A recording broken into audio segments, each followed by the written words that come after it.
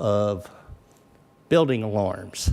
That is a normal item that is posted on the code enforcement report. We understand that maybe in the last month or so, because we have our code enforcement is out due to work-related issues, and we're just gathering together, but now you see all those, but that is a normal report item. Just so happens there's quite a few of them on there, and it makes it stand out. Any questions with regard to any other reports? All right then.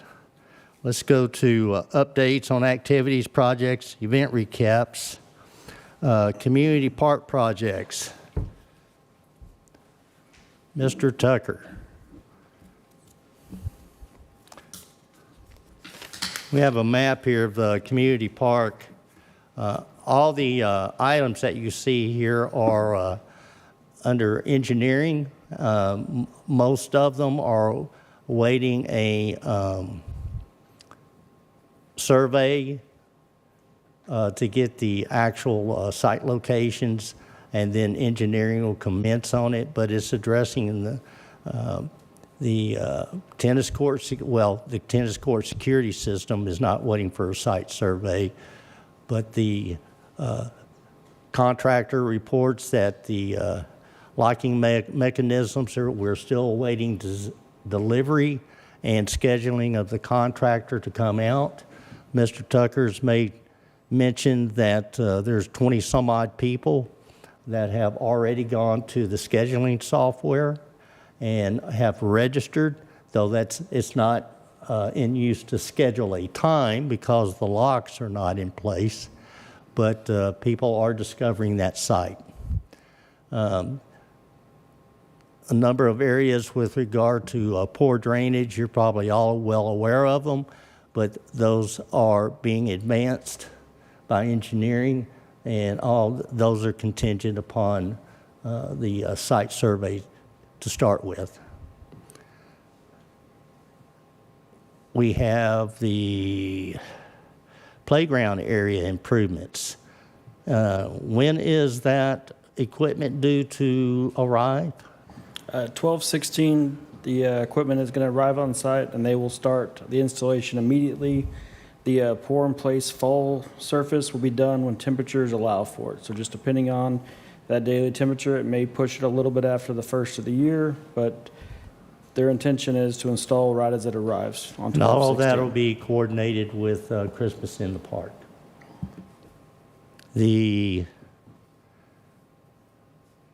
Also, the fence project, we have that bid proposal's been put out. We've received one of three, waiting for two more, and we'll be bringing that to council. Do I have any more? Okay, not mentioned on here is the pavilion. The small picnic pavilion near the small playground area. Yes, it'd be in this area right here. We already have the layout and designs, but awaiting on-site survey, which will give us more direction as to its best location with regard to drainage. That'll be located.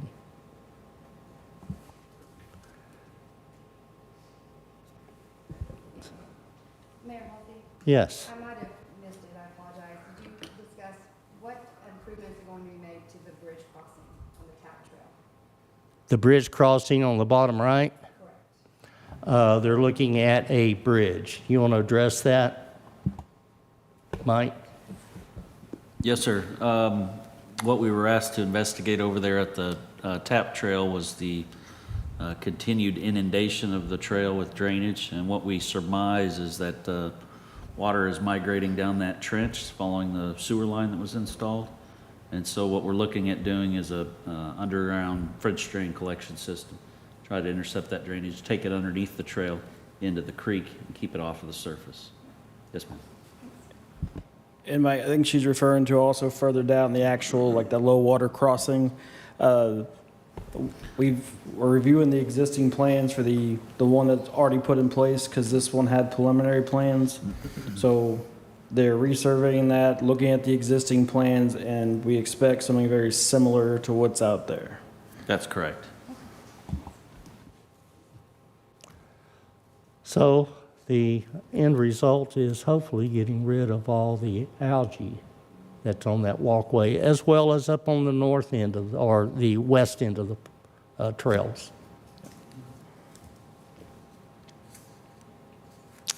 All right, let's go to the ballpark, Firefield Ballpark. How many have driven out there?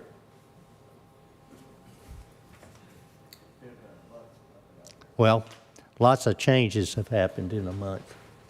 Last week, they started putting up the ADA handrails, and that's near completion.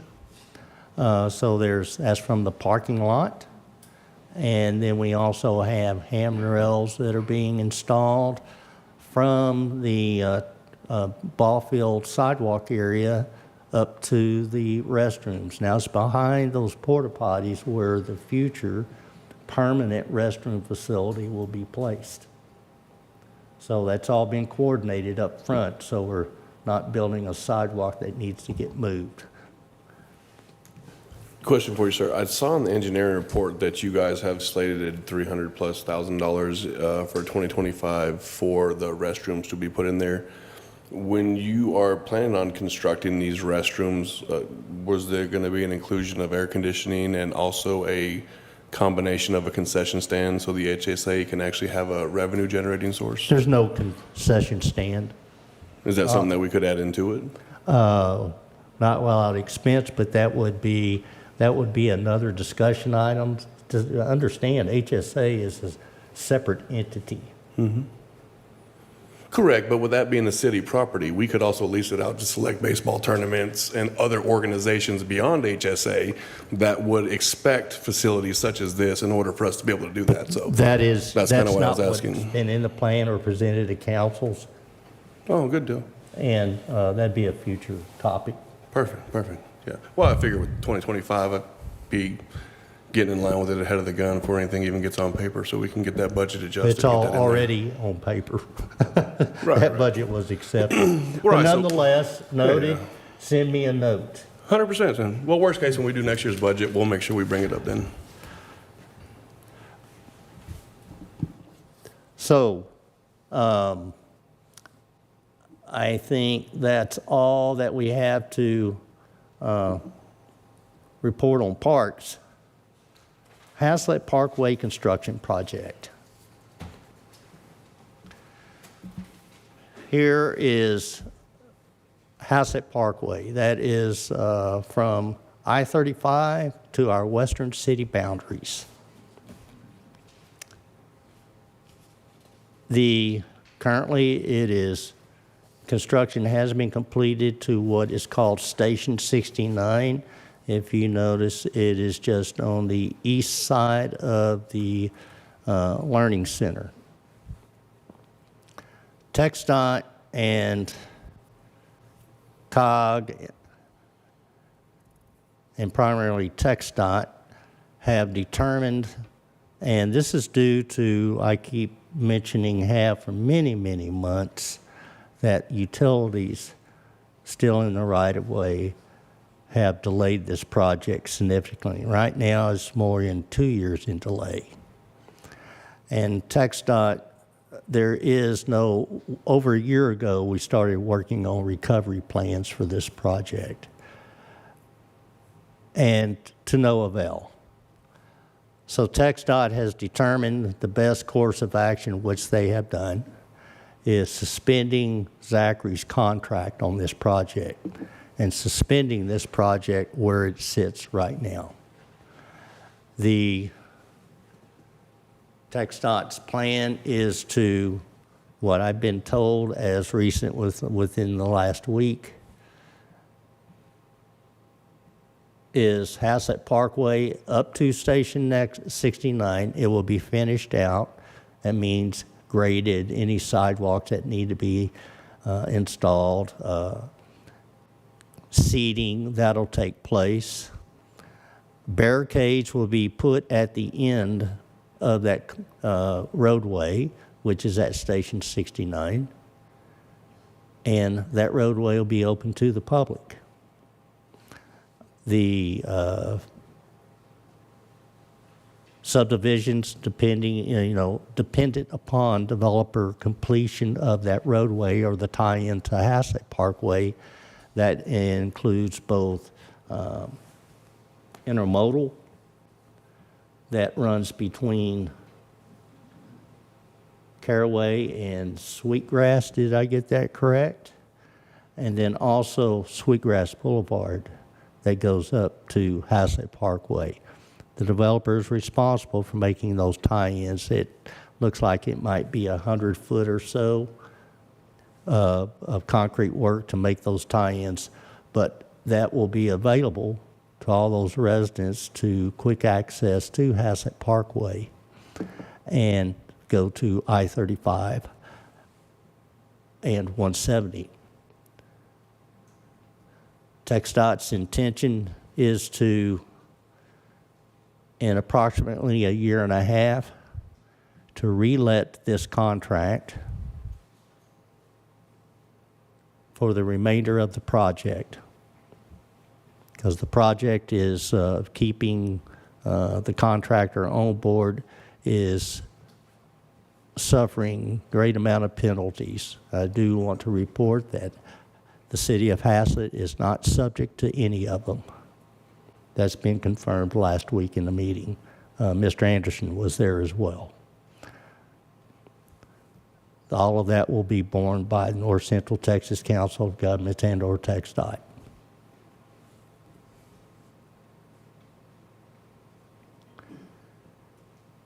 Mayor Nolte, Yes, so you said in about a year and a half, they'll attempt to relet the project to continue on to phase 2? correct. Now, That's positive. with regard to that is, now they have one design on Haslet Parkway, one approved design, and all of that is at grade. And the topic of a bridge had been brought up, City of Haslet, I brought up more than 2 years ago. And that's been a point of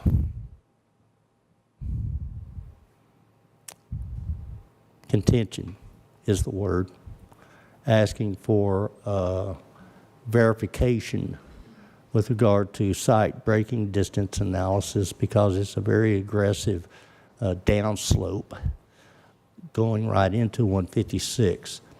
So that is yet to be resolved, but any change that I have informed both TxDOT and COG that any change in the current approved design must be presented to this city council, to the governing body of Haslet, Texas, and be approved before anything can be considered for a change.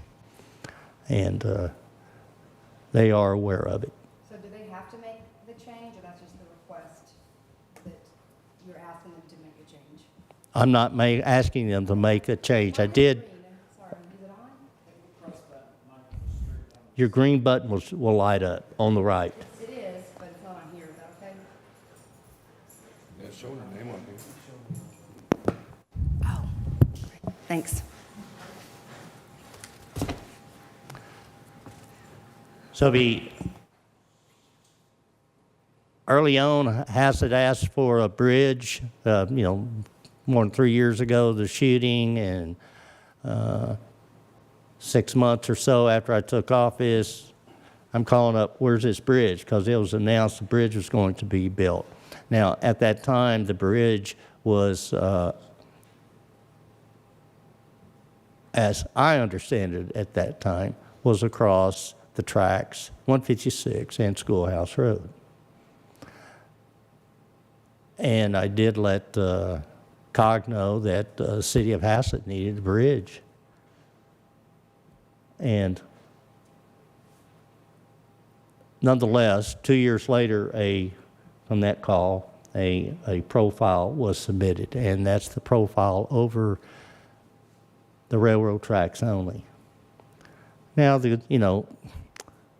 I understand that it's very expensive, but this is a regional roadway serving primarily Fort Worth residents and North Tarrant County residents, let alone city of Haslet. But in looking at that bridge, and I've showed it to you before, is the analysis of that. And what if there are people stopped at a red light on Avondale Haslet Road at 156, well, there's a queue of cars that build up. The AASHTO criteria, that is the standard by which all bridges, all folks, and TxDOT determine site braking distance analysis. Yes, there is sufficient room to stop if there's no cars stopped, if there's no queue of cars. When you introduce a queue of cars, and in my analysis that I submitted to TxDOT in February for their concurrence or disagreement with, is that there is a 161-foot deep crash zone under wet weather conditions. And I asked for that concurrence. But for reasons of their own, TxDOT refuses to do that analysis. And I will be reaching out to third-party engineering firms, bridge engineering firms, to do that analysis for us.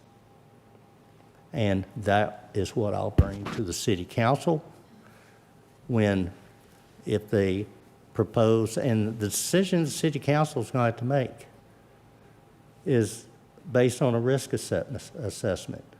The risk associated with the bridge with that kind of a grade under these, wet weather conditions, the probability of the accidents that will occur versus an at-grade design. So that'll be the primary question brought to the city council. And that's what will determine, is there a redesign or no redesign? That is the fundamental design component that will drive that topic. Mayor Halsey, Yes. may I go back to the stop for a year and a half? Since one of the biggest point of contentions was the utilities, we're saying we're going to stop for a year and a half completely, or is there any idea or conversation going forth that they'll at least address the utilities? Yes, we're down to 2 telephone poles. Silly as that sounds, one of them is a Burlington Northern Santa Fe pole that's carrying some service, and BNSF is trying to determine what department it belongs to. Well, that's bigger than the state of government, or state of Texas, government. Who does this belong to? I'm not making light of them, but it's not been an easy process. It's been a week by week by week, daily by daily process on these utilities.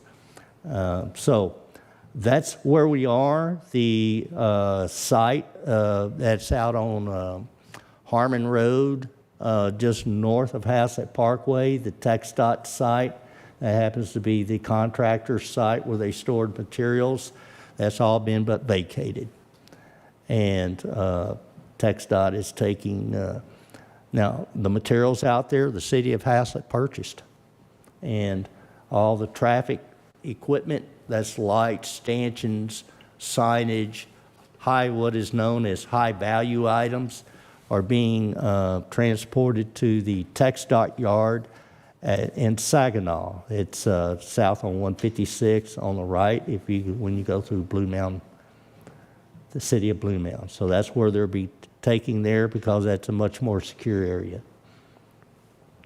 The remainder of it, we got an agenda item that we'll speak to later with regard to storage. There's other things such as pipe and head walls and things of that nature that we'll be storing ourselves. So with that, FM 156 has gotten a facelift. I so appreciate TxDOT's work. They have City of Haslet work with them, and thanks to James and David Rogers, early on spoke with them and about the need of reworking all the side road and driveway transitions into FM 156. That was not part of the original project. It was just 156 was going to get an overlay, do some repair work and get an overlay. But as you can see, most every road, side road, the approaches have been leveled out, the big bumps on it. Schoolhouse Road, which was not part of it, that's all been reworked. So my gratitude is to James and David and TxDOT. TxDOT has they've done a good job on that. Blue Mound Road, there was 3 weeks of pain, but that, our appreciation goes out to Precinct 3, Tarrant County Precinct 3 for doing that work. They did a very fine job. Striping will come in another week or two. The permanent striping right now, there's buttons out there, so we could just go ahead and open the road up. But that permanent striping will come within a week or two. On the north end of town, you haven't driven out, is the Keller Haslet Road project. That's commenced. And you got a couple items on the agenda to address about that. But is Precinct 3 again is out there clearing trees, doing their grubbing, and we're excited about that. And I'd like to make note, that's a month ahead of schedule. None of this was scheduled to start until December the 2nd, but they're already out there. So Precinct 3 is a great outfit. Have I missed anything on updates? Not that I can think of. All right then.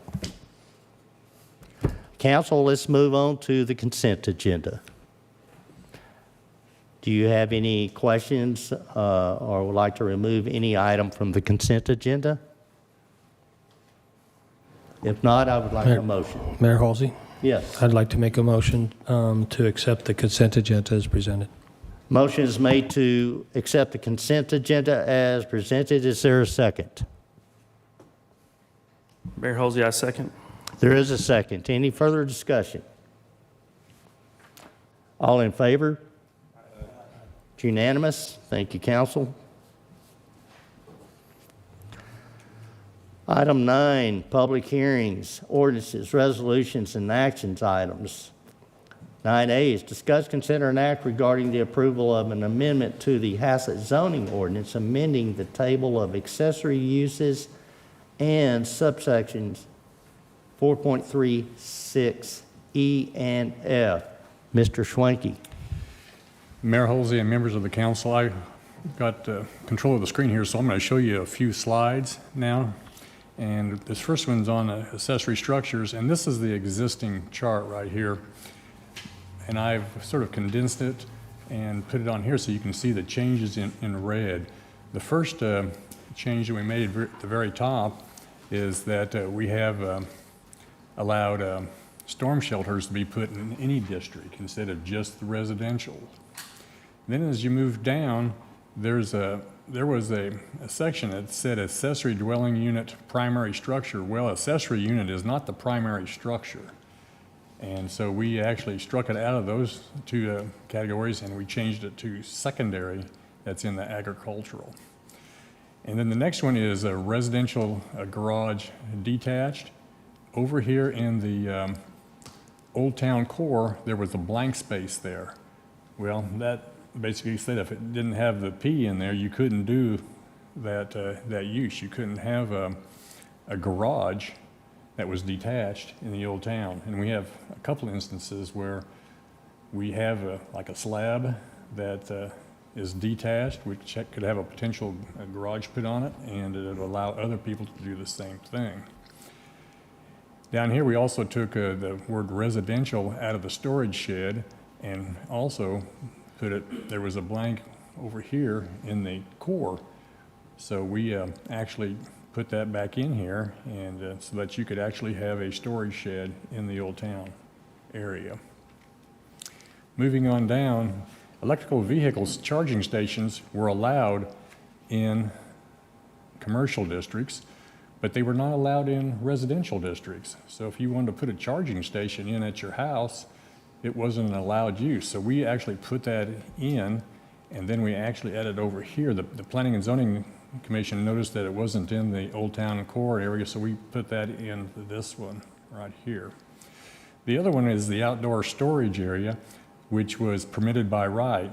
And this changes all those permitted by rights to special use permits. So instead of just allowing people to store stuff outside, we can actually control what it looks like, if it needs to have something done with it, screen or whatever, with a special use permit. And that's pretty much the changes on the chart. There was a couple other ones that were in the written text, which had to do with sizes of accessory structures.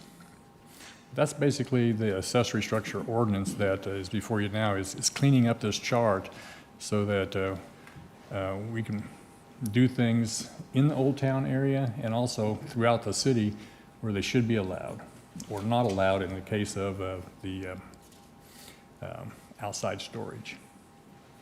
Mayor Holsey? Yes. Mr. Schwenke, question. I see that you're removing the secondary structure dwelling for residents. Is there, I see that we have a resident pool house, but if someone were to try to put in a secondary structure, it'd have to be attached to their house now? I'm actually going to let Mike Thedford address that, if he could.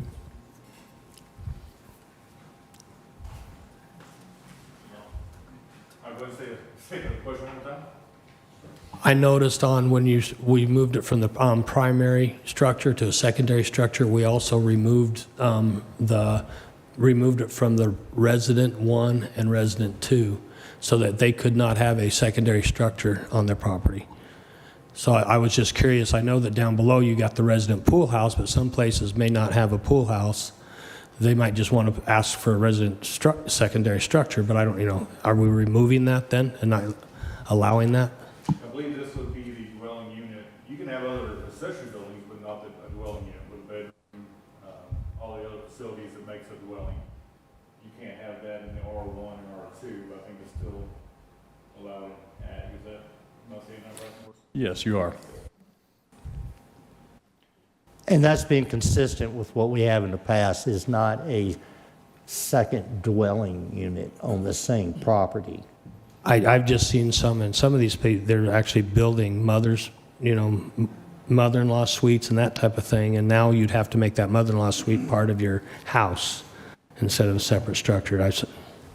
Yeah, we used to, you couldn't have a secondary dwelling on any property there's a provision in here that talks about you can have one that's 500 square feet or less, I believe. Was that? It's 800 square feet or less. 800 square feet now. Okay. So it's going to increase to 800 square feet that you can have a secondary dwelling, but it's limited to the 800. Was that in all the Yes. zoning areas? Okay. Is that covered on this sheet in any place?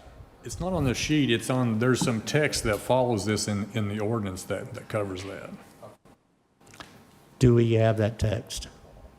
Yeah, we can. I'm going to let you take over again, and if you can pull up that ordinance.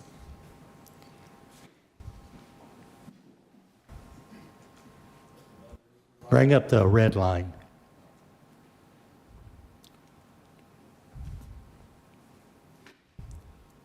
It's right after the chart. There you go.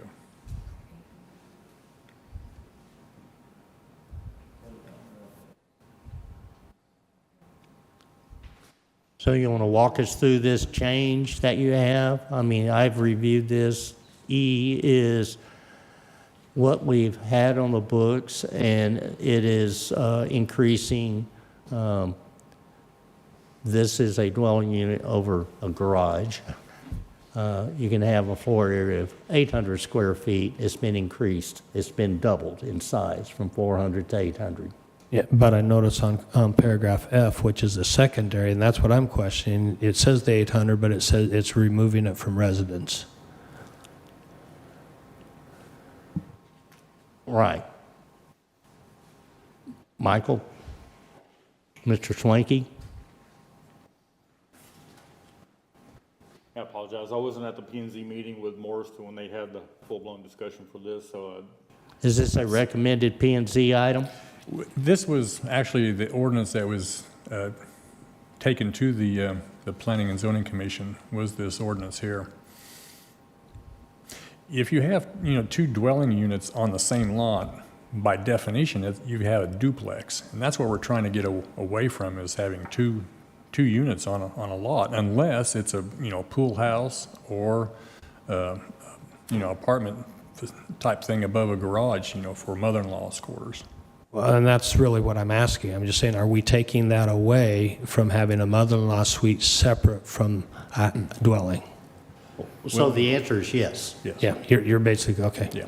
The answer is yes, so that you don't have two dwelling units. In this case, they're not looking at a garage unit, something over your garage. This is another dwelling unit. You got the one. Correct. And, Right. but I've seen houses that are even built right now this way, where they'll have like a little pergola over the top and then have a separate complete dwelling for a mother-in-law that gives them their own privacy. And so we're basically saying we're not allowing that in the city Not of as a Haslet anymore. separate. Those are attached, are they not? No, all it is a cover. Okay. They're not attached. Have you approved such things as that? Two dwelling units, detached dwelling units on the same lot? if it met the definition of a dwelling, no, we have not. Definition of dwelling means eating, cooking, sleeping, sanitation, and living. And if you take one of those away, you don't have a dwelling. That's how they've gotten away with it in the past, and we're just trying to strengthen that up a little bit as far as what I understand that Morris has done here, and trying to, I guess, get more control over what we're allowing on the residents. I just want So it's simply you everyone to be, can I want put a everyone to be structure aware, I want everyone to be aware that you're taking that away, that we'll not be able to do that in Haslet without coming back and amending the ordinance again. Or asking for a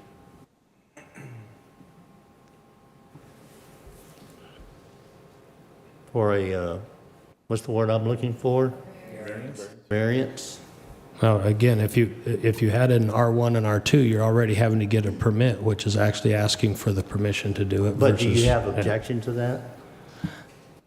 I somewhat do, because I actually almost built a house that was going to be like that, to have my mother-in-law suite, that it was completely separate. You know, I didn't do it, but What Yeah. is trying to be avoided is two separate dwelling units are built on the Well, same property. again, a duplex would be much larger than 800 square Now, feet. let me say, so- now you can build a structure that's got a bedroom, it's got a living room, a den, or whatever you have in it. And that's being increased from 500 to 800 square feet. And cabinetry, as long as you don't put a stovetop in there, that's not a kitchen. And you're Once- that by virtue of not putting a stovetop, now that's what's been But approved in the past. once again, that's convincing a mother-in-law suite is usually you put all that in there so that they can maintain their, Okay. they can maintain themselves when you're bringing them in. Okay. And so again, all I'm saying is I will be against this. I will say that. let me ask I'll another vote question. against it, but Has anybody, are there any real live data points that would show any kind of violation or any kind of egregious nature of this happening within Haslet city limits that you guys have had to deal with? Or is this just a philosophical, theoretical, we're trying to prevent something that could happen? Or is this something that we're actually dealing with as a city or municipality that's becoming a problem? Well, it's not philosophical and it's not a evasive problem. If We there's no have data dealt points, it's with- philosophical. Excuse me, Oh, I wasn't finished though. If Excuse there's no me. data points, it wasn't philosophical. I'll respond. Please, sir, do. Yes. You done? And until you Very say good. something I So need to we respond to. have dealt with it in the past, maybe 2 times over the last 2 years, I would expect. So out of 5,000 homes, we've dealt with this twice in 2 years, so once over a year's time. And we're going to change an ordinance that potentially, he's right.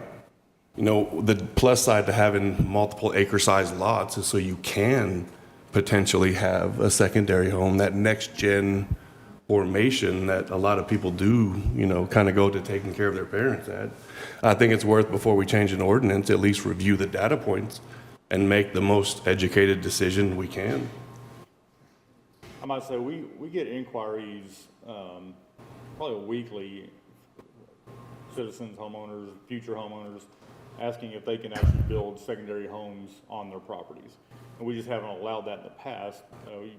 We don't allow anything, a secondary dwelling on your property unless it was under 500 square feet or less. So we do have a lot of people asking about it and inquiring, so. What was the rationale to go from 500 or 400 to the 800 square feet?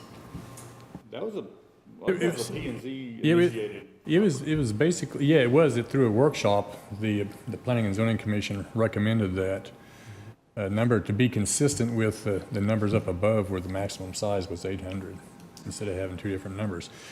One of the problems in the future you will run into when you have a mother-in-law's quarters that's detached on a lot is sometime down the road, that mother-in-law is going to be gone.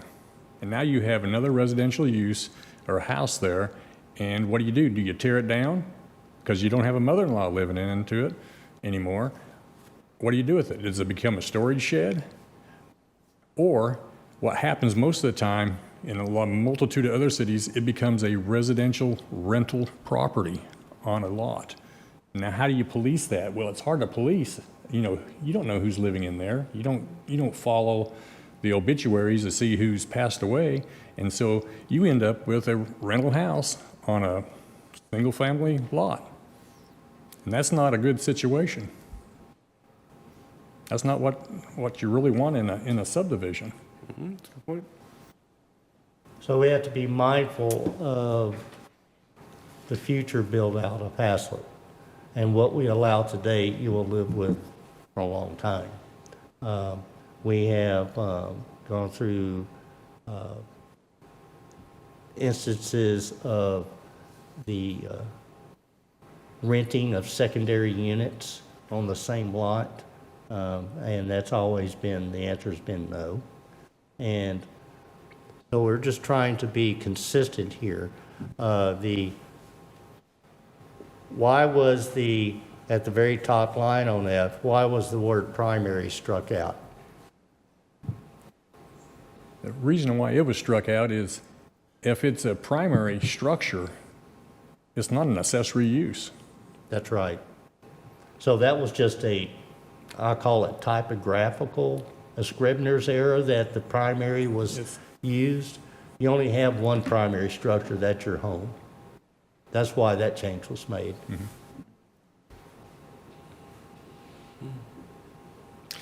Question, do we have any ordinances that would prevent such things such as Airbnb and short-term rentals like that? Yes. Yes, we do. Can you not tie this into a similar scenario situation? As far as, you know, stipulating that secondary dwellings such as this, you know, are prevented from being as that? Because, you know, in the devil's advocate of your argument of if somebody dies and passes on, most children aren't going to take a dwelling of that size. What they're going to do is turn around and flip it and sell it. And that is a decent selling point that some people might want to buy to move into. Again, you know, a Haslet area with the bigger lots. You know, Yeah, if we that had even- the tiny quarter-acre lots and trying to do this, it's a different scenario with tying and falling into the duplexes, townhouses, and things of that such. But, you know, just looking at every side of the coin. Yeah, That's that kind of what I'm actually saying. enhances, in my opinion, enhances the argument because, yeah, if I got when I'm renting a unit on my property, I'll buy that. And there's no way that the city can really enforce that. How do you check IDs, who's living there? But I'll say this is that Haslet does have those smaller lots. In fact, we have lots much smaller than a quarter acre. And that's in our new subdivisions. I know, unfortunately. So, to answer that question, not all lots are 5 acres. No, I know, So- and that's a good point too. This is not discriminating on lot size. So remind me, what's Good the point. definition between R1 and R2, resident 1 and resident 2? R1 is 43,560 square foot lots, and R2 is 20,000 square foot lots. So if you were even to look at this and say, okay, I'll still allow it on R1, but not allow it on R2, it'd be on the larger lots? You'll still have 2 basically primary residential structures on a lot. I understand, and it's a good point of, saying, so what are you going to do if the mother-in-law leaves? But again, I've seen many of these up in Justin. That's where we were actually going to build this type of unit, that before they even got the mother-in-law suite, they treated it as a game room that had its own kitchen and everything over there and its own separate structure, and and then once the mother-in-law came in, they moved to let the mother-in-law come in. I think that there's, we have no way to control people renting out a room in their house to somebody else. Sounds like And the so council I has mean, a lot of questions Yeah. about this. And planning and code enforcement or building is not ready to answer. And please, if you would, council, submit your questions to me, and I'll ensure that planning and building gets that, and we take this up on December I believe the 9th? It's just not ready. So, Is there any time rush that you guys are needing to get this pushed forward for? We do have some permits right now that are trying to be pulled for some of the other smaller items like storage in Old Town. We have a church up here that they want to install a storage building. With our current ordinance, they can't because it doesn't allow it. That's one of the things that we're really trying to push for. That was the first talking point that kind of started all this. It kind of evolved into everything else we're reading now, but the main thing is that the setbacks is what the main issue is this, and these are some cleanup items, I'll say that were secondary to the primary emphasis of this ordinance change. Do this for us. Walk Mayor- through the rest Mayor of this that has changes. So where I'm headed with this, council, you could approve this ordinance change excluding items, what was that, 4.3.6 E and F.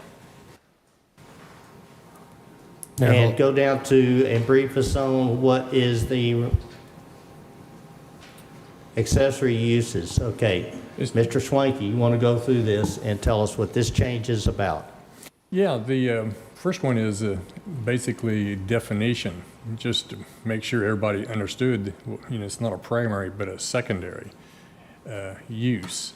And now the M section down there is, we wanted to make sure that we changed the commercial and the residential to 2 different items, because we don't want somebody having a house and have 2 or 3 electrical packs out there and charging other people's vehicles all the time because they don't want to install one themselves. So, if you want to have a residential charging station at your house, you can do it, but not for the community. And that's the reason why we added that section in there. Now, let me ask you this, on the side of, approving the ordinance the way you guys are requesting, how hard would it be for someone in the instance of Mr. Riggins said to get a variance to be able to do what, he would say for the purpose of putting elderly, family or parents or somebody along those lines up? How difficult would the burden be upon the citizens that live here to get that variance? Well, the way that process works, they make application, then it comes before this board, and a decision is made. Before the P&Z? No, before the city It council. would come before us? Can you Board of Adjustment. explain to him, though, what the what it has to meet, what criteria to meet for us to approve the financial burden that, can you explain that? Yeah, it's really not a financial burden. It's not a financial burden. It's an unusual situation, basically, that is out of the norm. And the mother-in-law quarters would probably be considered out of the norm. Could you scroll up just slightly on this page then, though, too? On the secondary dwelling? Morris, would that require a Board of Adjustments variance?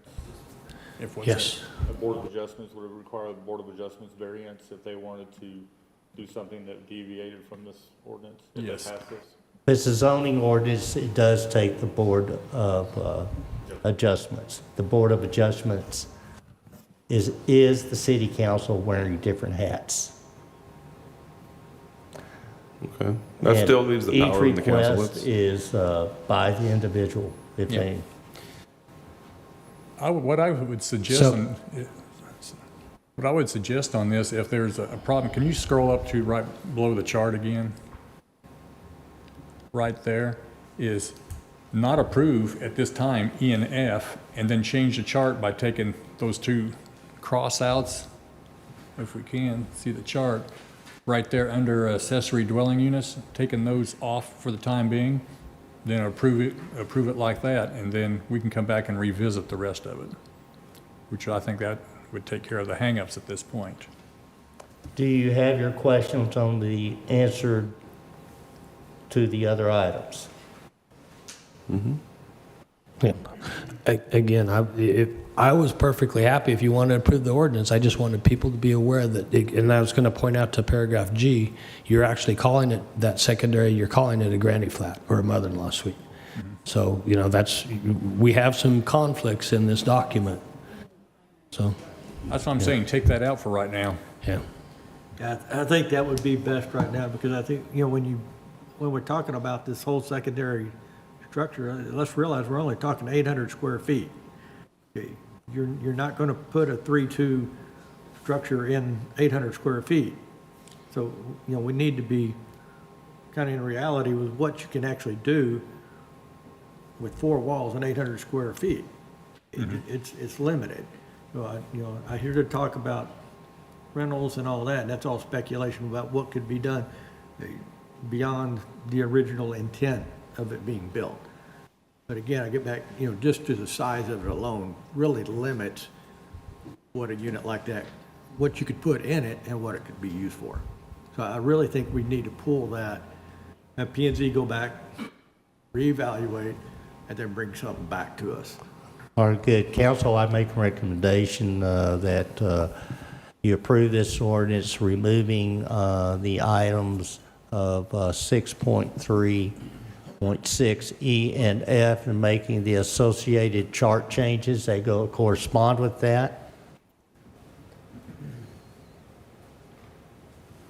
Could I have a motion? Yes, I'll make a motion. I would like to make a motion to approve amending the Haslet zoning ordinance with the removal of 4.3.6 E and F and changing the chart to reflect that. Motion is made to approve ordinance amending the Haslet zoning ordinance, which amends the table of accessory uses, but removing subsections, the changes noted in subsection 4.36 E and F, and the associated accessory use tables reference. Is there a second? Yes, Mayor, I'll second that. There is a second. Any further discussion? Yes. Oh, excuse me. Well, thank you very much. Thank you, Ms. Smith. Council, I jumped the gun. We all did. But thank you, Ms. Smith. All right. I open this up for a public hearing. Is there anyone like to speak to this item? Sandra Smith, 300 Gamble Street. I'm here to speak to this tonight because I was at P&Z and I voiced concern about it at that time. Because, as you heard Mike say, this was initiated by folks coming forward in Old Town. And I think most of you guys live in neighborhoods that have HOAs. Well, you know, this is just my opinion. Old Town Haslet is the Wild West. Anything goes up here. Because folks will do what they want to do, violating an ordinance, and then sometimes it just becomes a civil matter. And so as you guys approach these things, and I appreciate the discussion you had, y'all are sitting in the comfort of HOAs, and I'm not. So stuff goes on here that shouldn't go on. There's a pool up there behind my yard on the property behind me that violates state law. Now, I don't know if it violates Haslet, but you can't have an unprotected above-ground pool with children around. But yet it's there. There's trees down, huge trees down, and yet it's there, and nothing is done about it. So I get pretty wound up about it because I pay my taxes just like you guys do. I just don't have the protection of an HOA, and we make ordinances where there's pretty lax enforcement of it. It's a matter of whether they have time, or they want to, or they like you, or they just don't like you coming and saying things about it. Now, I'm not saying that about y'all. I'm just saying you have busy lives, you work, and this stuff, for the most part, gets ignored. Now, if I come to the mayor about it, it doesn't. But I shouldn't have to do that, especially when it's a danger to children. But there's some folks here in Old Town that nothing gets done about what they do. They have trees down, illegal pools. You know, things just are done because they know nothing's going to be done about it. So, in my opinion, I live in the Wild West here in Old Town. And I pay my taxes just like y'all do. I just don't have an HOA. So, as you go forward and to prove this, because y'all are pretty ready to do that, you know, I'm going to come back when I'm harmed with it, because I've been harmed a lot. My property has been harmed. So that's what I have to say. Thank you, Ms. Smith.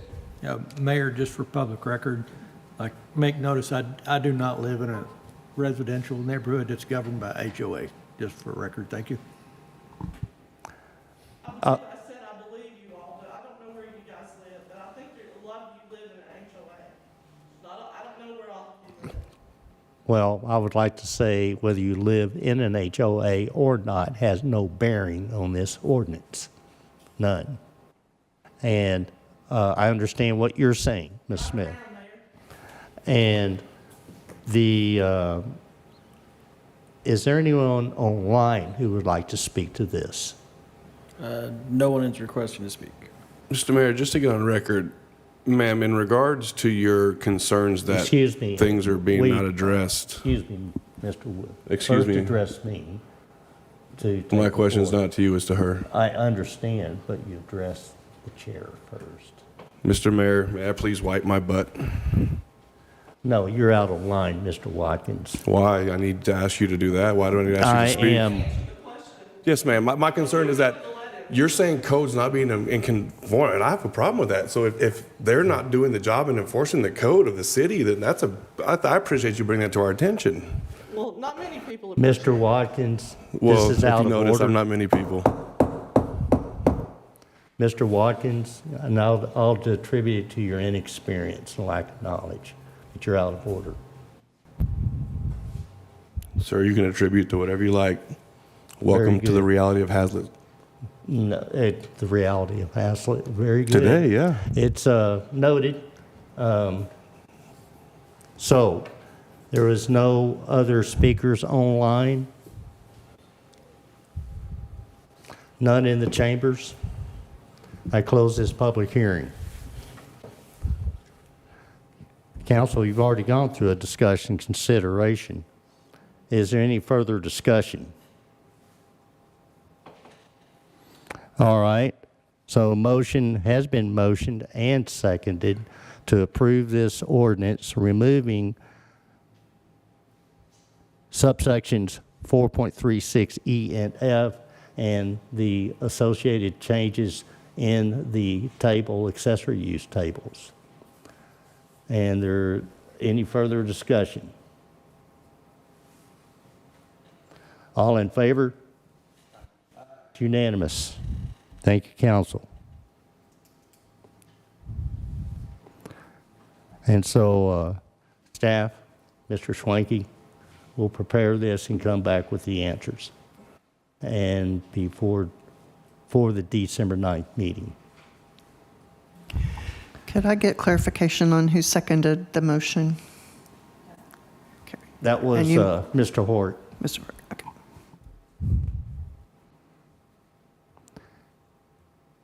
9B, discuss, consider, and act regarding the approval of an amendment to the Haslet zoning ordinance of Old Town District Standards, OTC, and Old Town Core, OTE, Old Town Expansion. First presentation, Mr. Schwanke. Yeah, Mayor Holsey and members of the council, I just do also want to run through a few slides on this. And the first one is really a Scribner's error, but we took care of it in this ordinance. If you look at all these letters here, when it was published, all the letters slid down. In other words, where it says A, the front yard, is down here at the side yard. So we just took care of it. But that's really just a Scribner's error because our ordinance, when we sent it to them, was correct. But what we wanted to do is, when we're looking at the Old Town originally, when we prepared this ordinance, it was unique. There's a lot of really small lots in a lot of cases, and we wanted to address some of those things. And we made a couple diagrams. And what the verbiage you see here in red actually refers back and clarifies what those images said. And if you look at this first one, the front yards, and this is taken directly from the ordinance. The minimum distance from the back of curb was 25 feet, while most setbacks are always from the property line. But in the Old Town area, since there's existing houses fairly close to the property lines and still enough distance from the curb, we made it reflect basically what you have down in the downtown to be consistent. And the same thing is true on the side yards where you have 15 foot to the property line from the curb, but 5 foot from the property line here and also the 5 foot here. Now, if you have garages, it was a little bit different. It was from the back of curb. So the back of curb, it was 20 foot to the garage instead of from the property line, because on some of these lots, if you go from the property line, you couldn't have a garage because the garage would be way back here in the corner or encroaching on the side yard, which is 5 foot. And so what the chart does, it refers back to those things. It says, basically it's 25 foot from the back of curb and 5 foot from the property line for the front. And then it has the same type of notation for the side yard.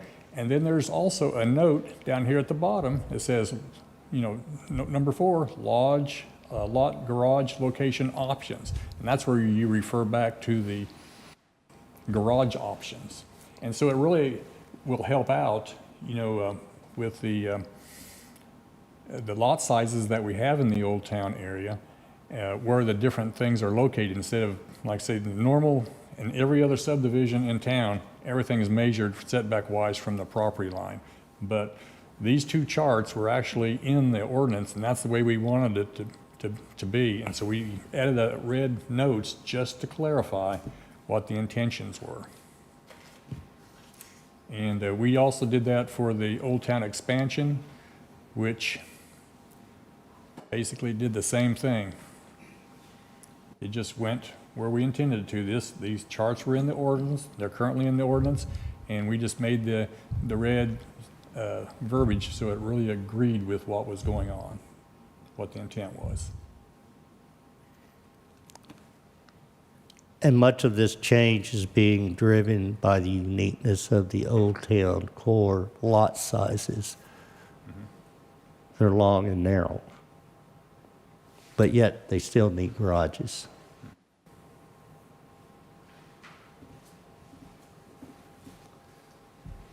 All right. With that, I will open the public hearing on this. Is there anyone that would like to speak to this issue? Sandra Smith, 300 Gamble Street, more of the same. I built my house in 1985. I don't know if this change makes my property non-conforming. If I choose to sell it, I need to know how this is going to impact me personally. Because these changes are done sometimes for 1 or 2 property owners, maybe even for a church, maybe even for the city, properties that the city owns. But I think sometimes you guys need to regard the people that have lived here a long time, above some of that. So that's all I have to say about it. Thank you, Ms. Smith. Is anybody online who would like to speak? No, sir. There is no one online nor in the chambers, then I close this public hearing. All right, council, it's to you for discussion, consideration, and action. You have any questions? I just have a question in regards to Mrs. Smith's comment. Isn't this grandfathered in if somebody has an existing property where you pass an ordinance and then they're outside of the ordinance, that they're grandfathered in where they don't have to do the corrections? See, they would be considered legal non-conforming uses. Excuse me? Legal non-conforming uses. Okay. This ordinance here actually makes things more lenient than the Than the ordinance- existing. Than the existing, yes. Okay. Thank you. Not if you sell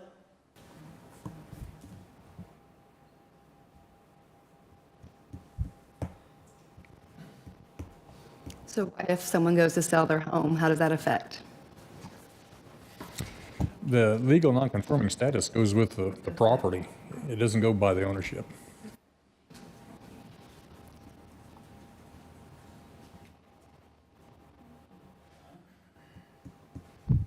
Mayor Halsey? Yes. In that case, I'd like to make a motion to approve the amendment of Haslet zoning ordinance, the Old Town District Standards, OTC Old Town Core, and OTE Old Town Expansion. Motion is made to approve amendment to the Haslet zoning ordinance of the Old Town District Standards, OTC, Old Town Core, and OTE Old Town Expansion. Is there a second?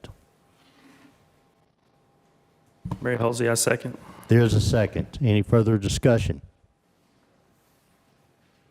All in favor? It's unanimous. Thank you, council. 9C, discuss, consider, act regarding application by Quick Trip for a master sign plan for 750 Harmon Road. Mr. Thetford. Thank you, Mayor and Council. This item before you tonight is, as the Mayor said, this is a review and approval of a master sign plan. Quick Trip has submitted their application for a master sign plan for evaluation and approval. The QT project site is previously approved by the City Council. It's located on the northwest corner of Harmon Road and Haslet Parkway, also known as 750 Harmon Road. Section 4.04.008A5 of Haslet City Ordinances is the master sign plan. Master sign plan goal is to facilitate the permitting of signage that may be at a variance with the strict application of other sign regulations contained in the article, but still consistent with the purposes of the article, thereby allowing a developer sufficient flexibility to accomplish reasonable commercial goals while maintaining the quality of life for the residents of the city of Haslet. Application of the code permits the city to assess the entire proposed signage plan and take into consideration and give variance to individual signs that may not meet the explicit requirements individually. So we have 7 sign types that are being submitted to this plan. You do have a site plan there. All signage is depicted on that site plan. So we do have sign number 1, sign number 2. These are the ones that are in question right now. These are the ones that do not meet the explicit regulations with the sign ordinance. for sign number 1 or SD2 CL60, the maximum sign area for the attached sign is 0.75 square feet for the width of the building or the lease space, not to exceed 400 square feet. The building is 93 feet in width. The maximum allowable calculated sign for the permitted, for the size permitted for this size, or for this site is 70 square feet. The proposed sign is 122 square feet, but is less than a maximum allowable, or maximum 400 square feet that would be allowed.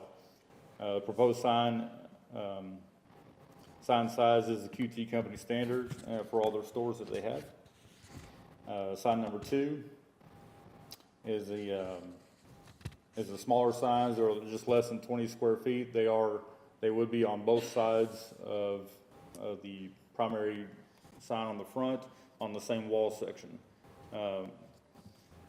The ordinance does not allow more than one attached sign per lease space on the front, and these are the 2 signs that are in question right now that they're asking for variance for. All other signs are within our allowable, is allowed by our code. We do have folks here from QT. If y'all have any questions for them, if you have any questions for me, I'll have them here.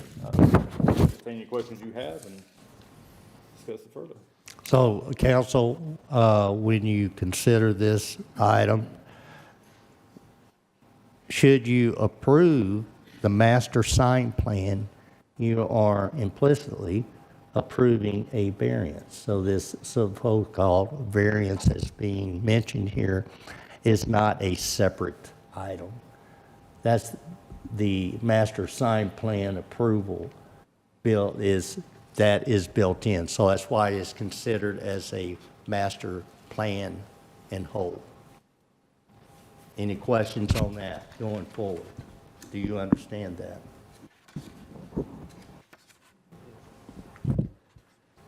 Mayor, So, yes. I'd also like to point out, could I have the screen again?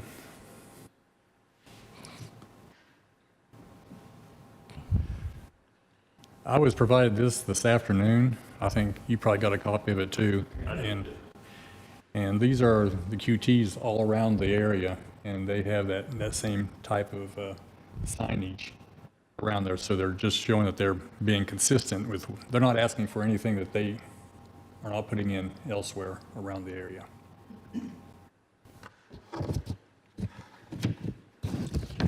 Mayor Halsey? I guess I would have a question again, and I think we've discussed this before on some of these others where we've approved a variance on signage and everything too. Was there a reason that why we did this in our ordinance? Is it, or was it just someone felt that that was the maximum we wanted to use, or? The ordinance is built to address signs individually and signs as a whole, as a master sign plan package. In going, if a shop or a business were coming in and asking for specific signage, already existing building of sorts, and then you would assess that sign for that unique building, or whether it's an existing building or not. With a master sign plan, they put the package together as a whole, which is all signage on the entire site, and you consider that as a whole. So That's why not the quite my ordinance- question, The though. ordinance lets you address individual signs but also as a package as a whole. And that really wasn't my question, but the question is we've decided in our ordinance that we didn't want signs to be so large. Was there any backing behind that? Oh, Those predate me. I don't know why that was put in there. I don't have any commentary to our ordinances of explaining why they were there. I know they're there. Wish I had a better answer. I believe you said that the biggest sign is under the 400 square foot, is that correct? Yeah, the big sign is back to my notes here. Yeah, so the biggest sign is 90, 122 square feet. 120. which is less than the 400. And Councilmember Ricketts, I just did a quick search. It looks like 2011 was our sign adoption. That's how long that ordinance has been there. Well, just recently, didn't Main Freight come before us to ask for a variance in their sign to be a different size as well, and we turned them down from a standpoint of, you know, if we open that Pandora's box for one, then we do it for all, you know, to be consistent or to just bring up the, you know, appearance of consistency, No. at least to put that on the table for what They we've done were, previously. they brought in and they were submitting it as a work of art, is what they were doing, something just very much different. Yeah, if I recall, their sign was like the entire side of a building and way over the ordinance. So this one actually, I've seen the QT signs and they're all pretty uniform and I'm okay with it. I think these guys were wanting to come in and do an entire wall with their sign. So that's the reason why we did not approve. And then the one main vertical sign, I believe, is 35 feet at the cap of it, how tall it is. And there's no variance for that, right? It's only the multiple signs in question. Right. The large pylon sign outside is allowed by ordinance. Okay. Yeah, just a little note on that. There is a I-35 overlay district, which allows the 35-foot high sign. 35-foot high signs are not allowed outside of that district, but this area isn't within that district, so it's an allowable. Thank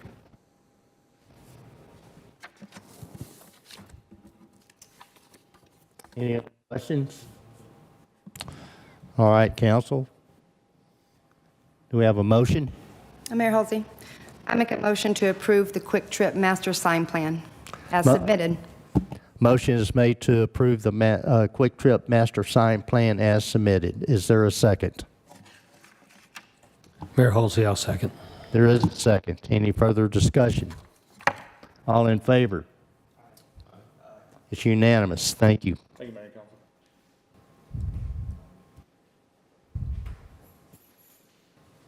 Item 9D, approval of the Tarrant County Emergency Service District Number 1. Presentation on this, you can come on up, Mr. Mays. But this is an annual agreement. This is I don't know how many we have approved in the past, but many years of it. This is where the Emergency Service District, not the county, it is an entity called Tarrant County Emergency Services District Number 1, contracts with the city of Haslet for its fire department to provide emergency services, which is fire and first medical response, to those certain areas in the county. And for that, they provide a payment to the city, and that payment has gone up. Would you scroll down? And right there, right there, it's an increase, but it's $187,200. I think in the write-up it shows an increase, I believe, of $150,000 in your cover sheet to this agenda item. What is it? Last year's was 156, and it's an increase of 31,000. Right. Increase of $31,200. And also they supply 2 pieces of equipment, which is a brush truck and what other item? The tanker. The tanker, and also they have what is called a grant, but it's more than, it's almost like a pre-approved grant. We can apply, but we have to submit to be reimbursed for hoses and nozzles and accessories such as that. So that is that agreement. This is the same as the previous years. except the reimbursement has gone up $31,200. Any questions on that? Did we account for that increase of 31,000 in the budget? No. No. Came after? Came after we'd already done it. Okay. This came within weeks ago. Okay.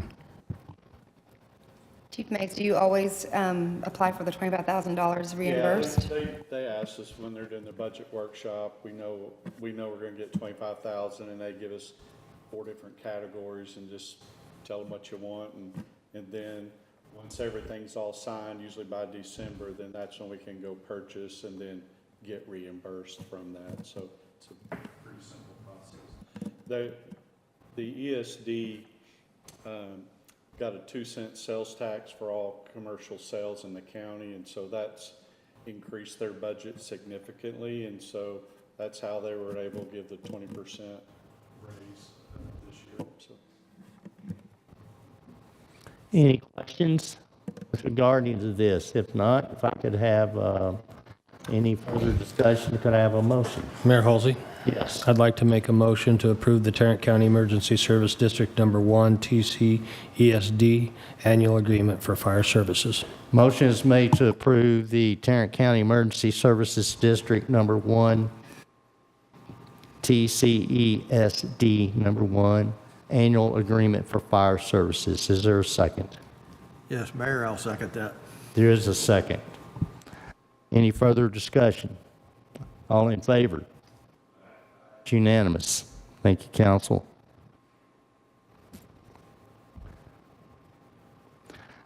This item number 9, discuss, consider, and act on constructing Haslet Parkway material storage yard. This has all to do with TxDOT terminating not terminating, but suspending the contract with Zachary and Zachary vacating that site. I've already I covered how the equipment, all the sand, lights, signage is being stored at the Saginaw textile yard, and there are pipes and head walls and larger items like that will be stored on our 78 acres. This has to do with constructing a 200 by 200 pad site and 6-foot fencing with barbed wire and putting those materials inside that area to give it some secure area to deter it from walking off. But I've discovered this afternoon, even though the vendors providing pricing on this are quote-unquote pre-approved, that does not excuse us from having to go out getting bids because each item's over $50,000. So I'm taking this item off. You'll see it if we can acquire those bids by the December 9th meeting, you'll see it again, but it'll be coming up. Mayor Halsey, I did have one question about this. Will it be a temporary location or is it going to be semi-permanent if it's approved? It's temporary. Okay, so the fencing can be moved, the surface, Yes. the gravel, it could all be moved? Absolutely. Okay, thank you. Mayor Halsey, do we know what the total value of the materials that are going to be stored here is? Yeah, I asked that question too. Would it be cheaper to buy all that stuff? Let it walk off and buy all that stuff? I'm sure it's Or, not, but just curious. As Mr. Rogers told me, there's some piping out there. It's well over several $100,000, and there's a lot of other materials. So that answer is a lot. Now, if TxDOT needs to clear that site out sooner, they told me by the end of the month. We have already prepped a site out there and staked it off, and it's in the general location where you see the storage site here. We've prepped a site adjacent to it to the east as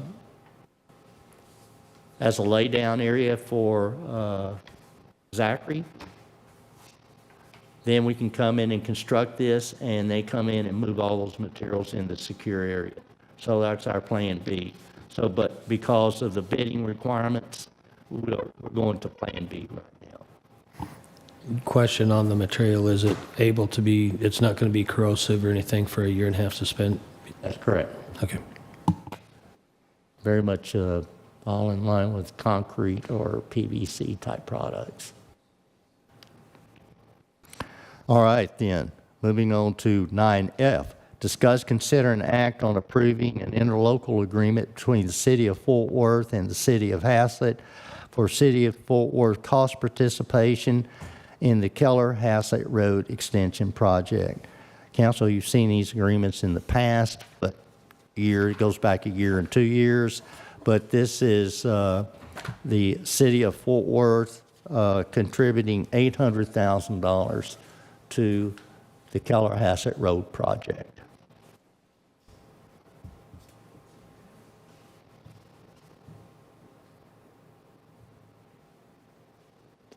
That we put in escrow held by the City of Haslet, administered, the escrow is set up by Ms. Lamb, and we'll pay out of that fund to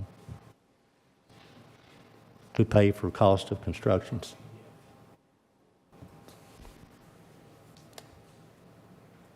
Council, you have any questions on this item?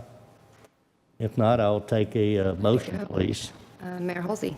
Yes. I would like to make a motion to approve the interlocal agreement between the City of Fort Worth and the City of Haslet for City of Fort Worth cost participation in the Keller-Haslet Road Extension Project. Motion is made to approve the interlocal agreement between the City of Fort Worth, City of Haslet for City of Fort Worth cost participation in the Keller-Haslet Road Extension Project. Is there a second? Mayor Halsey, I'll second. There is a second. Any further discussion? All in favor? It's unanimous. Thank you, council.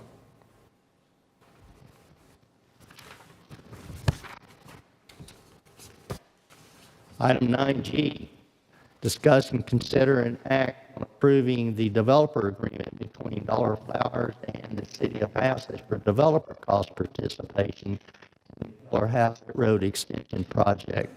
Likewise, this is a public-private partnership. This is the private side of it. The developer is contributing $600,000. $300,000 will be here in the near term, during construction or prior to construction.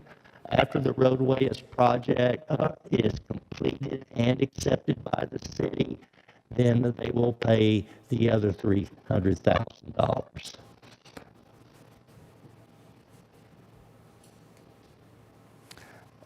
Any questions? If not, I would entertain a motion, please. Mayor Halsey? Yes. I'd like to make a motion to approve the award of construction contract, to approve the development agreement between Dollar Flowers and the City of Haslet for developer cost participation in the Keller-Haslet Road Extension Project. Motion is made to approve the development agreement between Dollar Flowers and the City of Haslet for developer cost participation in the Keller-Haslet Road Extension Project. Is there any further discussion? All in favor? Oh, that's right. I do need a second. Thank you very much. Is there a second? Mr. Mayor, I'll second that. There is a second. That was Mr. Watkins. Sorry, Doug. Is there any further discussion? All in favor? It's unanimous. Well, thank you, council. That wraps up all our contributions.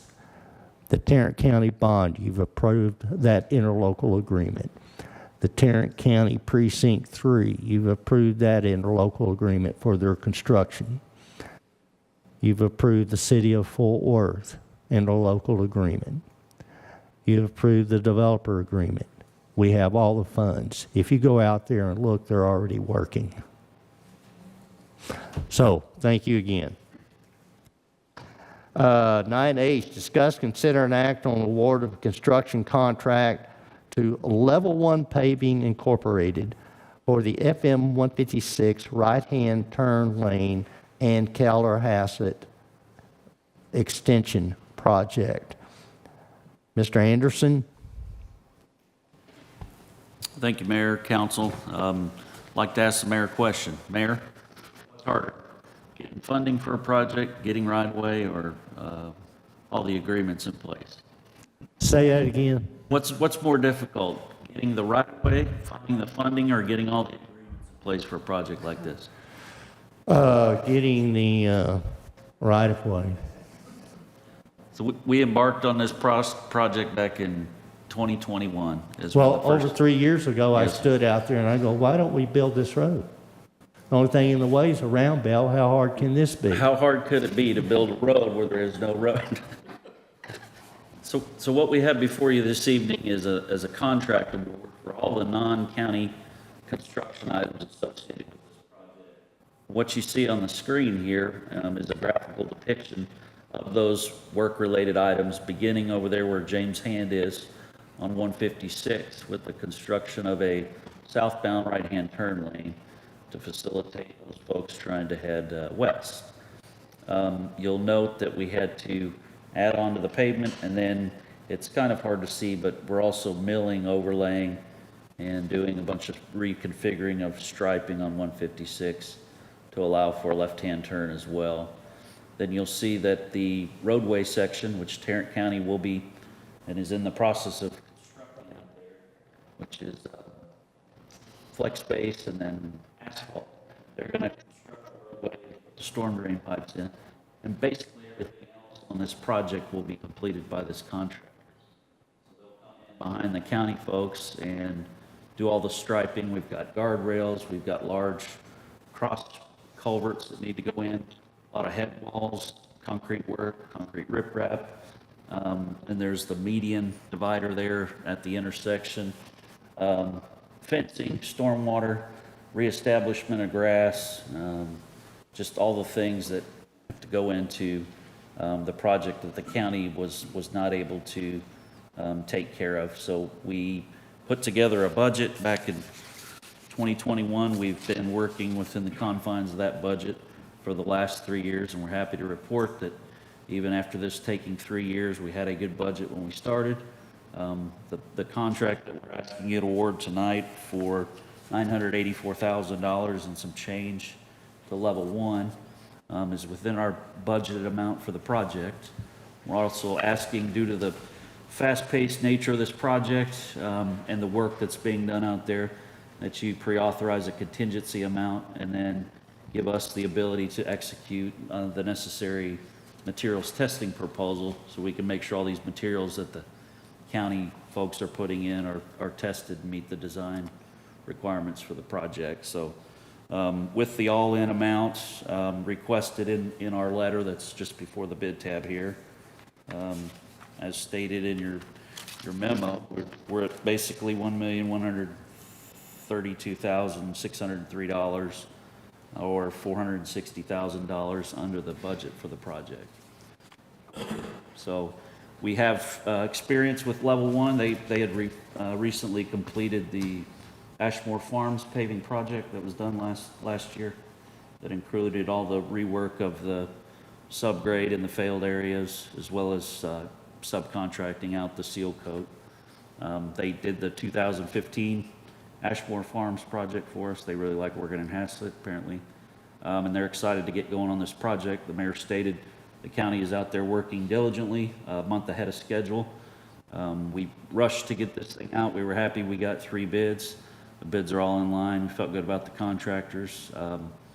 And these folks are set to mobilize on around December 3rd. Pipe is on its way from the plant down in Grand Prairie. The rest of the clearing and grubbing that the county folks are doing right now should be wrapped up in the next couple of weeks. We're working hand in hand with them to make sure that because this is a bigger project for them. You know, they're used to coming in and rebuilding streets and having to deal with traffic, but I think they're enjoying the opportunity to work in a traffic-free area and help some of their younger guys learn the process of road building from storm drainage up. And so I think it's been a good project for everybody involved. And we respectfully request that you award this contract in accordance with our recommendation in our letter. Any questions, comments? Mayor Halsey?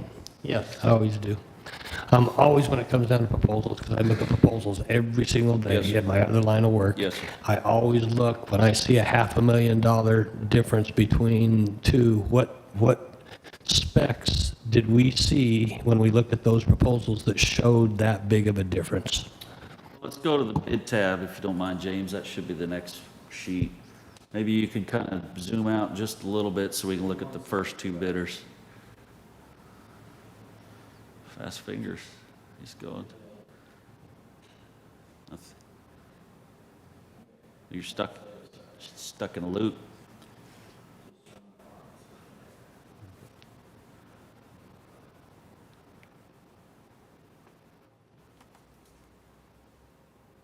Well, you got a sneak peek at the plans. There were about 70 sheets of construction plans for the project. A lot of details, a lot of text dot details on this one. And so to answer your question, if you look at the pay items, we have 19, there we go. All right. We have 19 pay items or bid items that we established for the project.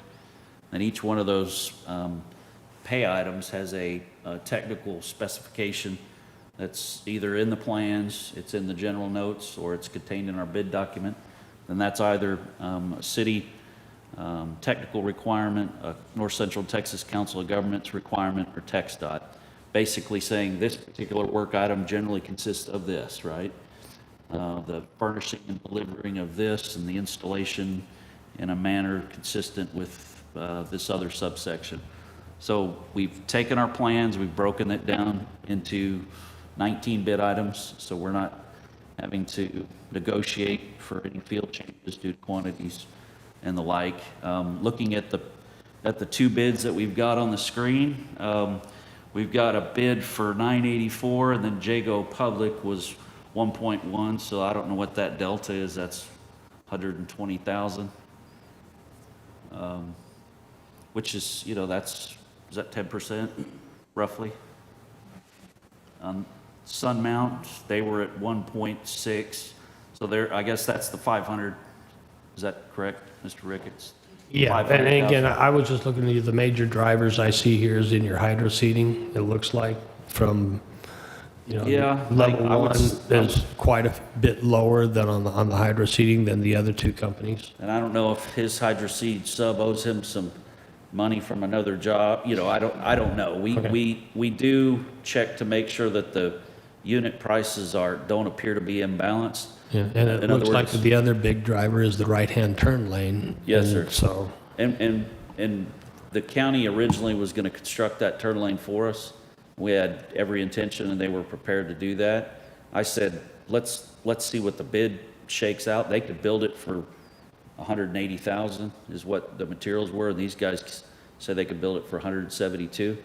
So I would recommend we let these folks do it, keep the county out of the right of way, and move forward. But those are two items that appear to be driving the costs up. Yes, sir.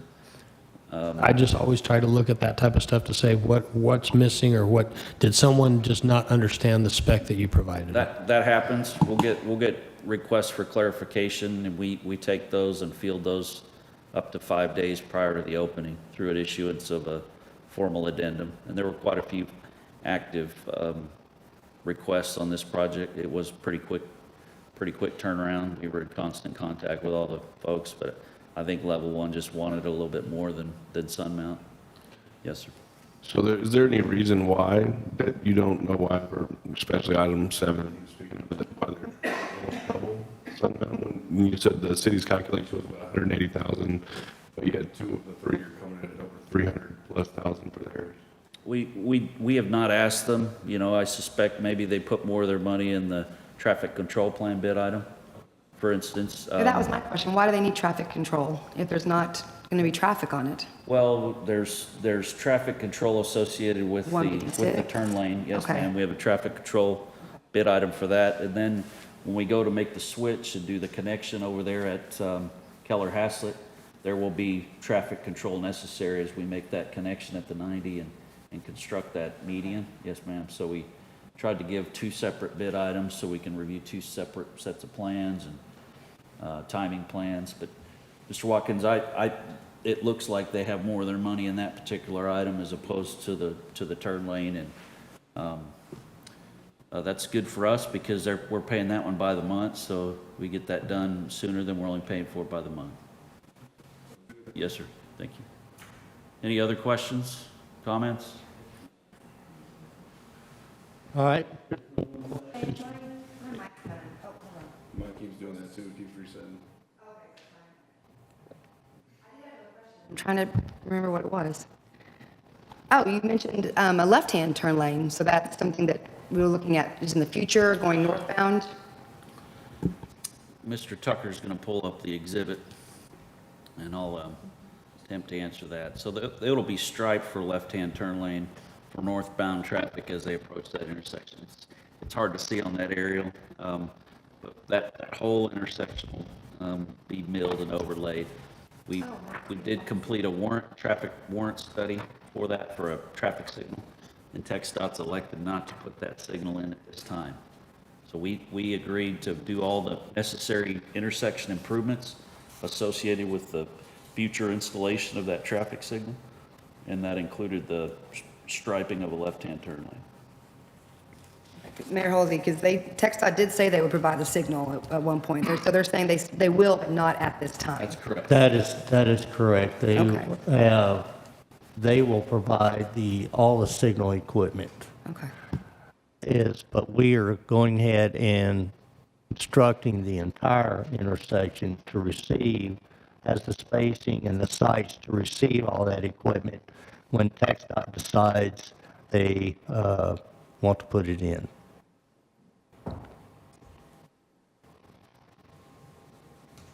But FM 156, for and after that intersection is being restriped. Mayor Halsey, Yes. I'd like to make a motion to approve the award of construction contract to Level 1 Paving, Inc. for the FM 156 right-hand turn lane and Keller Haslet Extension Project. Motion is made to award the construction contract to Level 1 Paving, Inc. for the FM 156 right-hand turn lane, Keller Haslet Extension. Is there a second? Mayor Halsey, I second. It is seconded. Any further discussion? All in favor? Unanimous.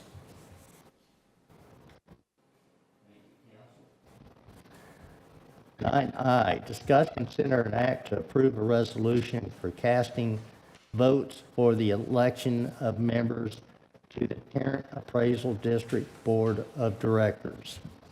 All right, council, you get, if we could, we must have this in by December 31st. Actually, no, not December 31st, by December 15th. The term expires December 31st. So again, we must have our votes in by December 15th. And we have, you see the nominees. We previously nominated members, and one of them is on there. But here are all those who are seeking your votes. We have a total of 5 votes. You can cast all 5 votes for one member or distribute however you like. I am going to make a recommendation for Mr. Gary Lasada. He has been very effective. The changes that have gone on at TAD are very much instrumental to his efforts. That goes as well for Mr. Vince Conte. He's been instrumental in TAD's direction. as well as Ms. Said. She was here and addressed the council. Both she and Mr. Lasada are the two members that exist in front of you that have actual ARB experience and a background, which is needed in this type of work. So my three recommendations are Mr. Lasada, Mr. Pointe, Ms. Said. Your votes can be distributed as you desire. And you can choose someone else, but we must vote on those members and how many votes they get. Mayor Halsey, my recommendation would be 2 for Lasada, 2 for Said, and 1 for Puente. Is that a motion? Mayor Halsey, I'll make a motion to appoint. I would vote for, A motion to vote for Gary Lasada, 2 votes. Syed Said, 2 votes. Vince Puente, 1 vote for the election of the members to the Tarrant Appraisal District Board of Directors. motion is made for the Board of Directors, Tarrant Appraisal District. Mr. Gary Lasada, 2 votes. Ms. Saida Said, 2 votes. Mr. Vince Piante, 1 vote. Is there a second? I'll second that. There's a second. Any discussion? All in favor? It's unanimous. Okay, noted. Mr. Lasada, 2 votes. Ms. Said, 2 votes. Mr. Priante, 1 vote. I know they all appreciate your votes.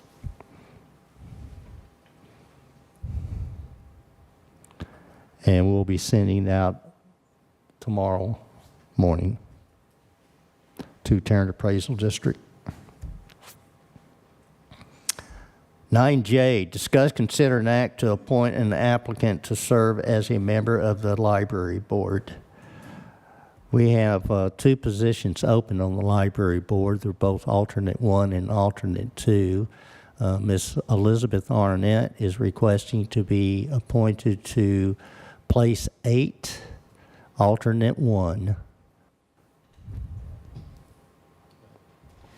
Mayor Halsey? Yes. I would like to make a motion to appoint Elizabeth Arnett to Library Board, Place 8, Alternate 1. Motion is made to appoint Ms. Elizabeth Arnett to the library board, place 8, alternate 1 position. Is there a second? Mayor Halsey, I'll second. There is a second. Any discussion? All in favor? It's unanimous.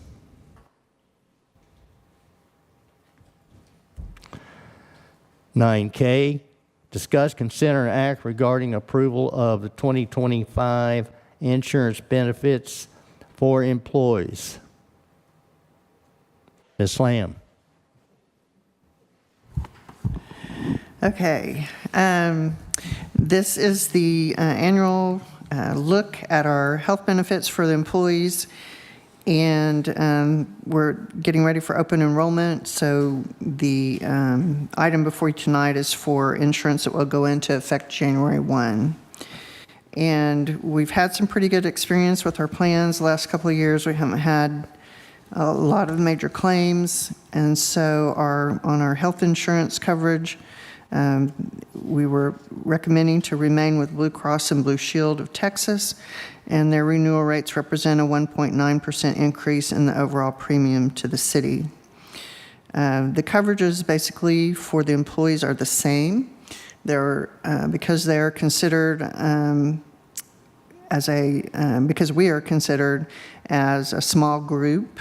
There are certain mandates from the state that required us to change just slightly some deductibles and some co-pays on the PPO plan only, but they were actually pretty minimal. but the coverages for the employees stay the same. And these minor changes were, not really seen as an impediment to the employee.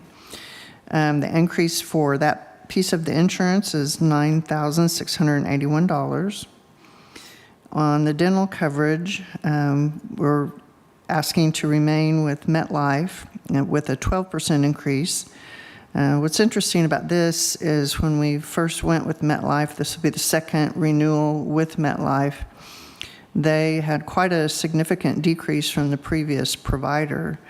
And even with this 12% increase, we're still below what we were paying with the previous provider.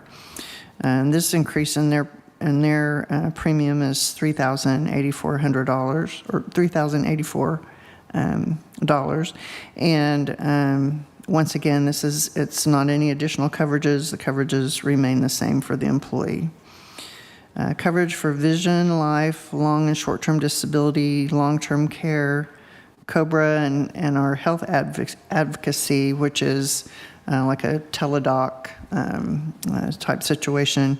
They're all in a rate guarantee period, and the providers have indicated no change in rates. So in looking at everything in the overall, the total increase is $12,765. And when we were looking at this during the budget, we put increases in there because we do usually assume that we're going to have some increase. As I mentioned, they've not been, horribly substantial in the last couple of years. And so this increase that we had in there versus what the increase that they're asking us to pay, we're still going to have a budget reduction of $12,403. These are the recommendations of our benefit broker hub.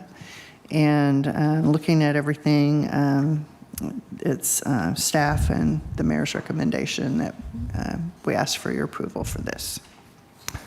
All right, council, do you have any questions? If not, we'll take a motion.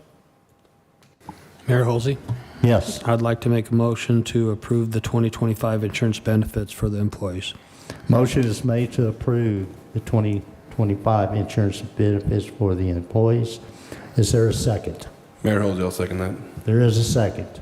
Any further discussion? All in favor? Aye. It's unanimous. Thank you, council.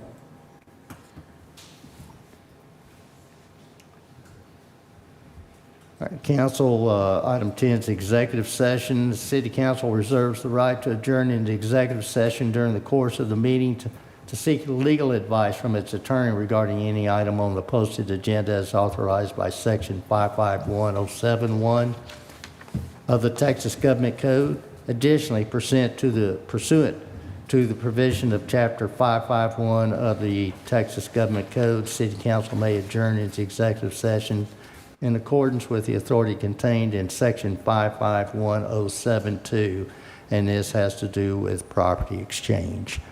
And the time is 8:52 p.m. I recess the open session, and you'll meet me so we can take a short break, say 10 minutes, in the boardroom. Then we will commence with the executive session. And in there, of course, Ms. Lamb and Mr. Page.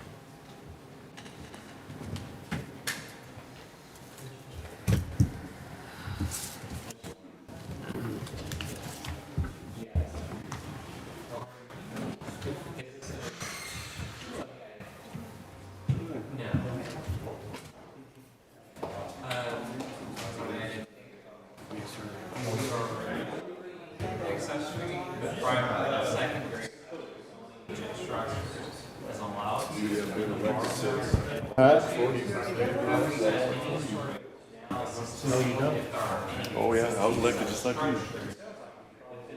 I don't know what your problem is.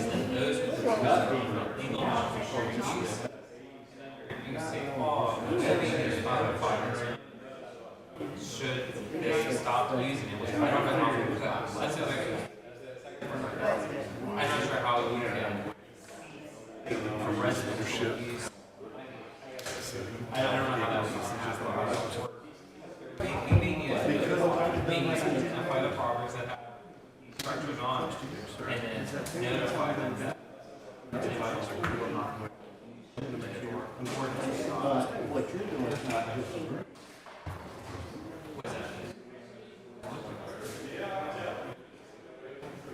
Yes. If we were to, I think there. And so that will need to be, we'll need to take a look at whether or not that notification needs to be sent to us. And it's actually. But yeah, What's that? Isn't it getting close to hunting season? It is. My kids are doing all right. I go and watch it.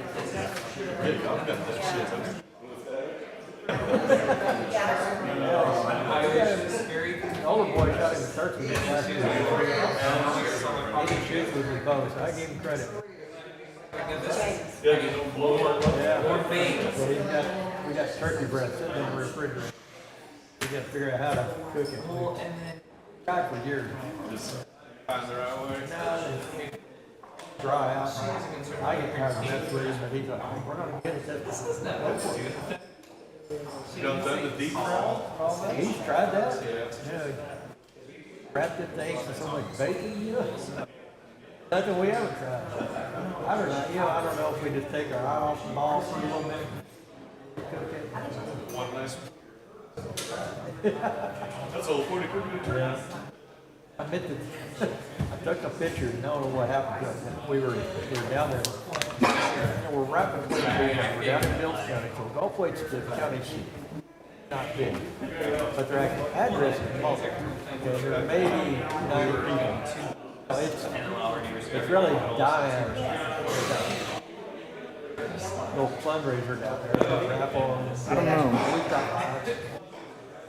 They had their 2 fire trucks. And they're basically just 2 brush trucks. That are probably late 70s, early 80s model, you know. But I said, take a picture, we need to send Kurt. I said, that's. Like, we cannot give you that. We cannot disclose that. I mean, So it's Atlanta, Georgia. Kika has factory. Oh, okay, yeah. Yeah, and interesting. Just how they build their stuff, their technology, and why we pay more for those. But I'm a believer in, it was educational, really. Every tool they had on me was like the discipline.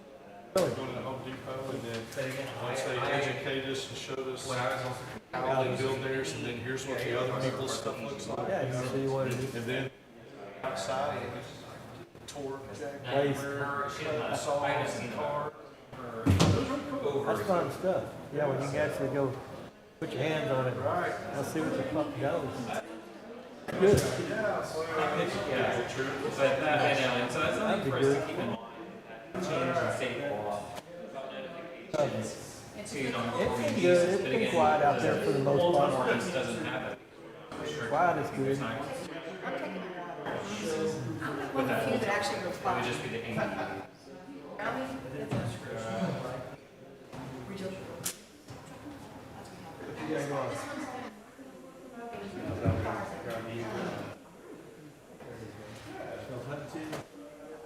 Yeah, I've got a lot of beer. Some good bucks coming out. They got their favorite kids.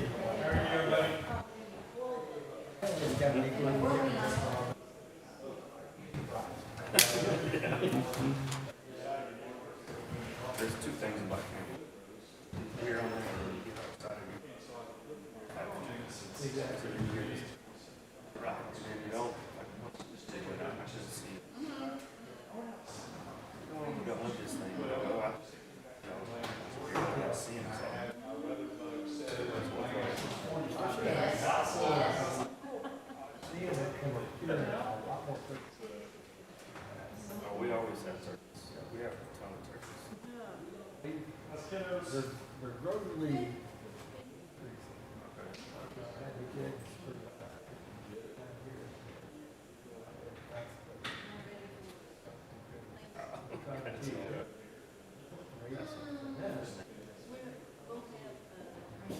calls from it. For us, it's about the range. You see, every this benefits from. So we've seen well,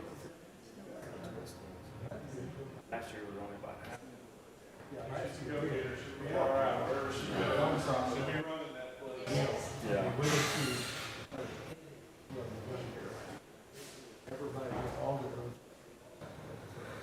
Yeah, I did go this weekend before. It was a little tiny one. Still had spots on it.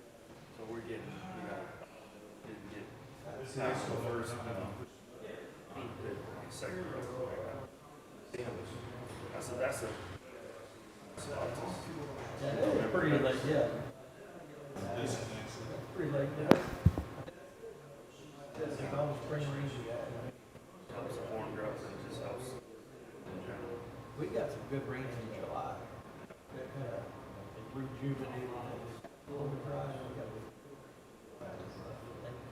Filled up all the time. That's our pond hasn't gone. But it also, pigs are also. Yeah, that's where we've been real lucky is we don't have. We have a ton. We shoot them every. Deer season. So, 2 already this year. I had a chance to shoot one. I didn't have a chance to out myself. That's what, about 3 or 4 years ago, we had, a handful, 4 or 5 we would see. It'd be like 3 here, 1 here, 1 here. We haven't seen them. I say, the kids, yeah, they would love to, but then they also know that they don't want to have to go around and keep repairing fences and all that stuff too.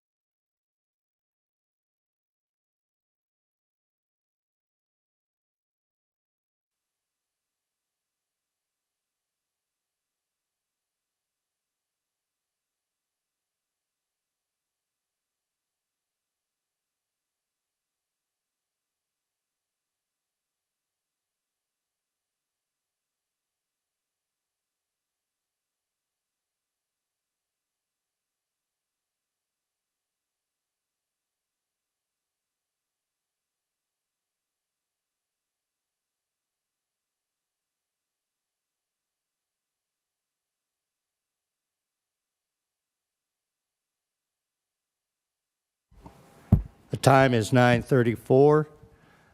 We have closed the executive session. We are reconvening for the open session at 9:34 p.m.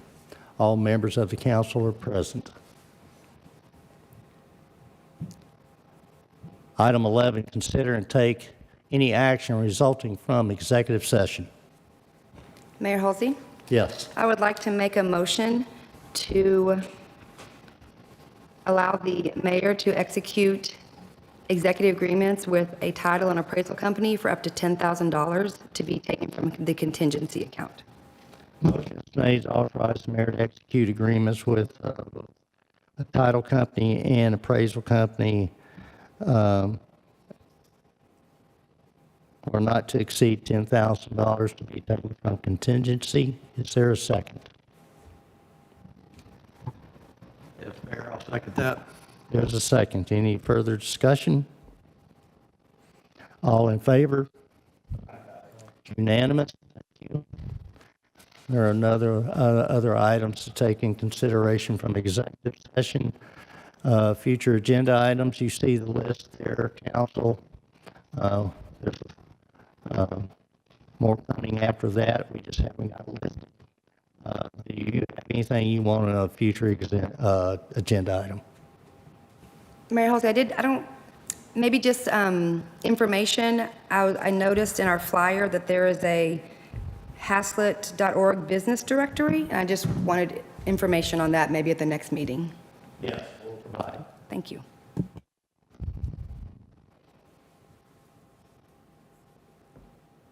Any other? If not, entertain a motion to adjourn, please. Mayor Halsey, I'd like Yes. to move to adjourn. Motion's made to adjourn. Is there a second? We can stay here all night. There is a second. All in favor? It's unanimous. Thank you, council.